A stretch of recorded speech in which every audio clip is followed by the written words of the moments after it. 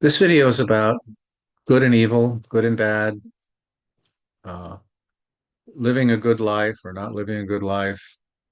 How do we do that? How do we know what's good and bad?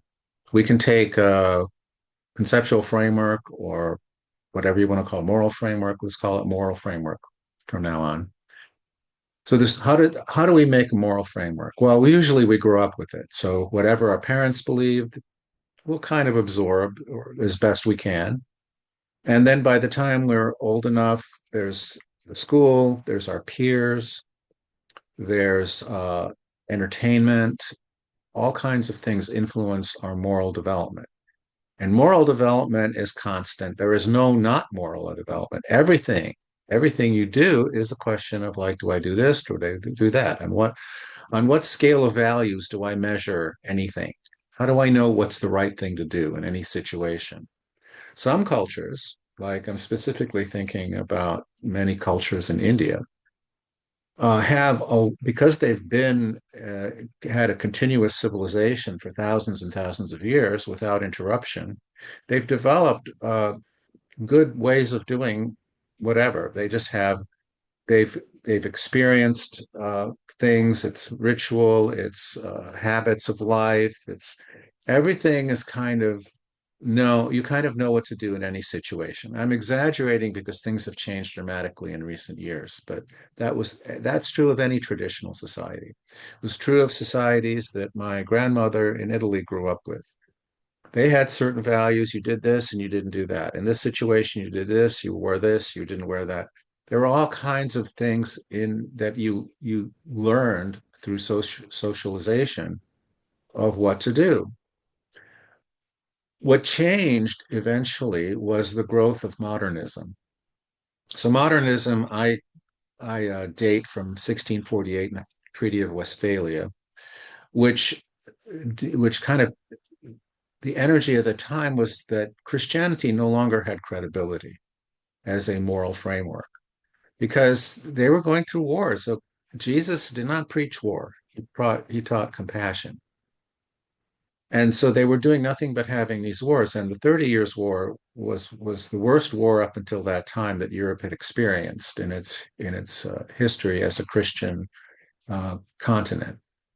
So modernism emerged, which was a process of questioning the frameworks that were received. And the frameworks weren't just Christian; they were part of classical civilization of Rome and Greece. So the Western world, Europe, and then later the United States, was made up of a lot of different influences, but they were fairly coherent through the periods, the past few centuries, up until maybe dramatically in the 20th century, where you had the rise of different technology, different reactions to that technology. For example, the difference between what photography did in art. So if you wanted to get a really close likeness, you had a good camera, you could do that. You could make a nice picture. It's going to look like that. You don't need to excel in oil painting, particularly techniques, as you did in former times. So portraits oops, sorry, could be photographs. Um, and why would you need to do an exact representation of someone in paint? Well, there's reasons why that's good, but let's move that aside.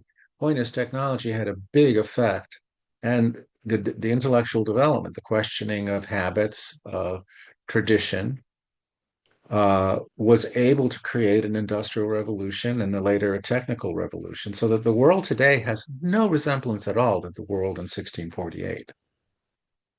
I mean, maybe language is not that different, but the world and what we think about and how we view things and the information available to us. I mean, having a bunch of books that you can read that people it was limited. You could be pretty much in 1648 or even 1748. You could pretty much have the knowledge of the world, collective world, that could be part of your life if you spent 20, 30 years studying and reading and so on and so forth. You could have a pretty good idea of what has gone on in the past as far as literature is concerned. Where today it's impossible to read everything. You can't even read the most significant books because they're all significant depending on your point of view and where you're at in your own mind. So we really have to move away from this culture of getting more information, having better technical solutions to whatever problems we think we have. That's not enough. We can't, I mean, AI is going to be able to do all that for us. What are we going to do? How are we going to decide that it's good or bad to kill those bunch of people over there in Iran? That's what we're doing. We're killing a bunch of people, and they're killing a bunch of people as well in Israel and some of the bases, U.S. bases. Who knows how many people have died? No one's keeping count, or I'm sure some people are keeping count, but they'll never tell you because we don't live in that world anymore. We don't live in a rational um, world because everything is questioned. How do you know it's good or bad? How, how do you describe that it's a bad? How do you evaluate it? If you want to say, okay, so child abuse is sexual child abuse is bad. Well, on what basis? You have to create a foundation for that. Now, personally, of course, I believe that's bad because the foundation I have is simple. It's whatever crushes that truly authentic self within any of us, that's bad and that's evil. Crushing other people's, well, first of all, killing other people for particularly for no reason. You have to have some kind of a reason, like they're a threat. If they're not a threat and you kill them, well, then what? How is you're just crushing somebody? So you're not necessarily enabling you to emerge as being a more conscious being, capable of joy, which is who we are. We're human beings, and our inheritance, our right, is to experience that's joyfulness or that peacefulness. Because joy is not necessarily running around, you know, jumping up and down. It's usually much more peaceful. And that peaceful feeling is where you can feel love, when you can feel connection with everything around you, because all the noise is not going on inside of you, which is usually what happens to most Western people, even if they're moderately intelligent, even. They're just constantly occupied because what aren't they doing? Well, they don't have a basis for evaluating it because they don't have that foundation, usually, that what is good is what helps us emerge as human beings, as authentic human beings, as beings that are connected with other human beings and other life forms. So, whatever crushes that emergence of the human spirit, that's evil. That's my definition. Now, you could have complicated situations where people are fighting. Well, they're fighting these people because of something that happened before. So you did this, you took this from me, you stole my land. Well, yeah, but blah blah blah blah. So there's all this back and forth, you know, who's right and who's wrong. Well, you can't easily untangle it. I mean, if you're just coming from a place of like, well, United States believes in freedom and democracy and everything else. Well, if you think that, you're an idiot because that's not at all what we do as a country. If you look at our history, they didn't care much about the freedom for the native peoples that came here, that were living here. Not that that coming here was a bad thing, but you just have to look at it realistically. And also, you have to get away from this evil, like a horrible, scary thing. Evil is just natural. It's like destructiveness. So, this destructive energy that sometimes has to happen. So, what we're experiencing now in human civilization is somewhat destructive. All our who trusts the news media? They've been shown time after time after time after time of just lying, of just propagandizing whatever it is they were propagandizing. Usually the interest of whatever bunch of oligarchs own that particular news outlet. So you can't pay any attention to that. You get no sense of reality there. The government, you can elect some candidate who wants to bring peace to the world, like Donald Trump claimed to, and then he turns around and does nothing but war. And that happens every time. Oh, you go with Obama, hope, and all this other beautiful stuff. Well, he had no intention of doing any of that. He was rewarding his friends in the banking industry after 2008 to get even richer for their criminal activity that impoverished so many of us, or at least took substantial amounts of money. I personally suffered from that. I'm not happy about that, but that Obama wanted didn't care about me, cared about his banker friends on Wall Street. Well, they're all like that. So where's democracy? Who can you trust? Can you trust the medical establishment who misled us in COVID? I mean, it was obvious. You can't believe these guys. I mean, it's obvious. All of a sudden they had a vaccine to this impossible, never before seen disease. Where did that come from? You have to ask these questions. My view is that these people who are involved in these organizations, whether it's the medical industry, whether it's the military, whether it's show business, and don't think show business is better. If anything, they're worse.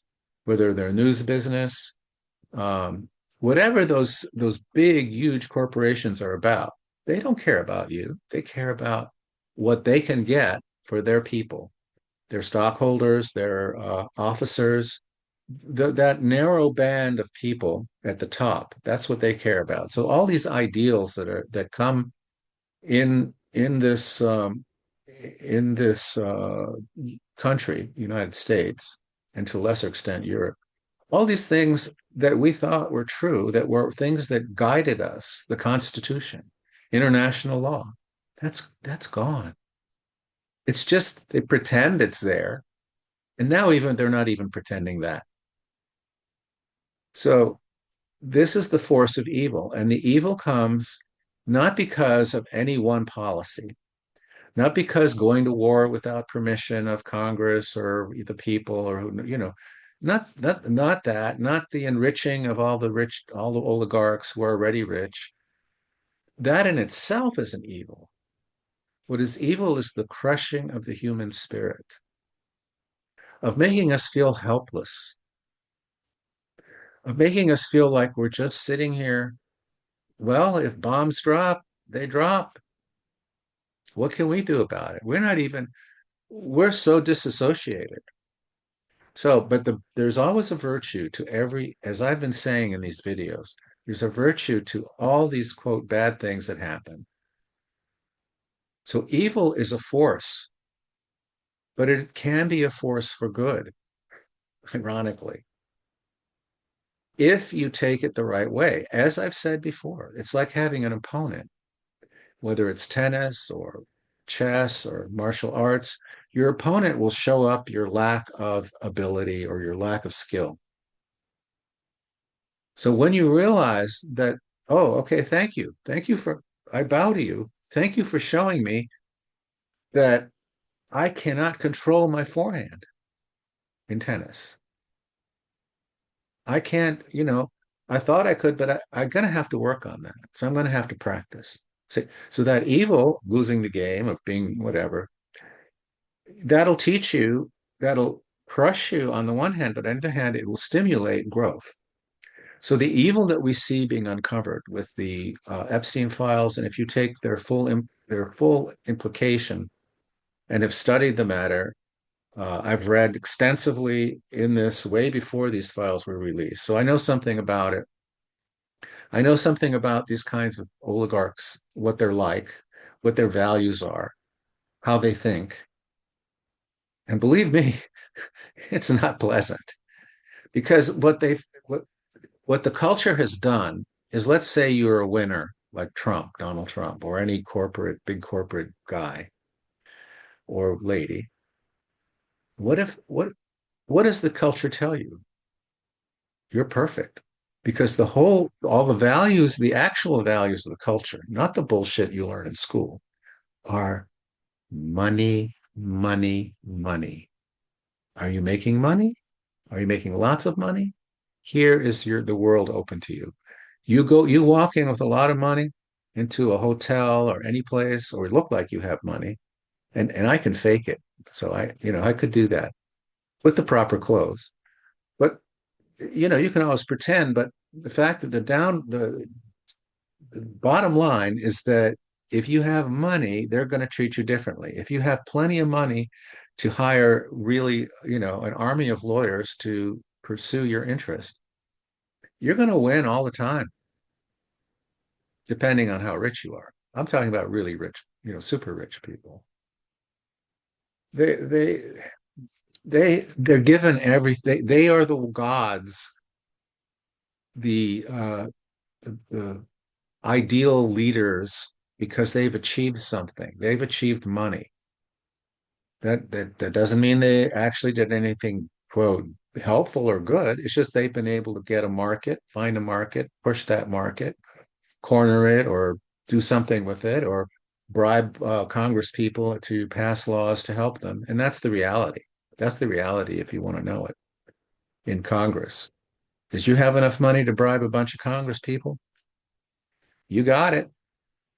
It's not a problem. And threaten them, by the way. So if they mess with you, you tell them what's going to happen to them and their kids. That's the reality. That's what power is. It's always been that way. We, having lost our communities, having lost our sense of community, our sense of trust with our neighbors, uh, and that's pretty much, we are an alienated society. We don't connect well together. We don't even have very good parties anymore. We're separate. We sit in front of our screens like this, and we create a big space between us and the world. And we can do that. That COVID period was like that. We had to isolate. That isolation is very dangerous. In fact, that's what evil is, because we human beings need that connection with other people, direct connection, not just through software, but actual physical connection. We need that. I don't get enough of it, or I've had plenty.